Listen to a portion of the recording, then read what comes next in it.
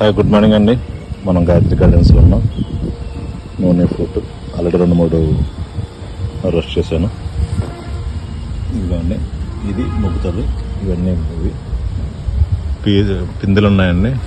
Flowers వచ్చి తర్వాత చీమలు బాగున్నాయండి. వర్షాలు పడ్డ తర్వాత ఆకులు కొంచెం తేరిని ఇన్సెట్ ఉంది.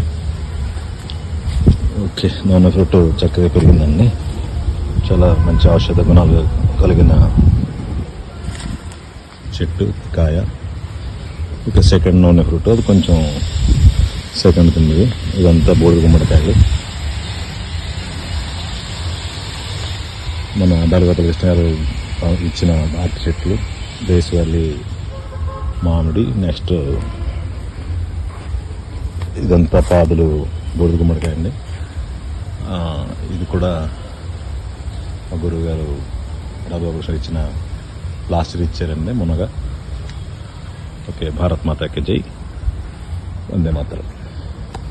నమస్కారం అందరికీ. విజయదశమి శుభాకాంక్షలు.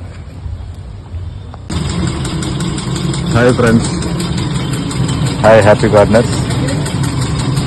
ప్రకృతి ప్రేమలందరికీ విజయదశమి శుభాకాంక్షలు. ఈరోజు మనం గాయత్రి గార్డెన్స్లో ఉన్నాము. బాగా పండిన తెల్ల చక్కెరకేళి అండి. ఏంటంటే పగిలిపోతున్నా చూసారా, వారి నుంచి వెయిట్ చేస్తున్నాను. పండిన పళ్ళల్లో పక్షులు, చిలకలు, అన్ని పిచ్చుకలు అన్నీ తింటున్నాయండి.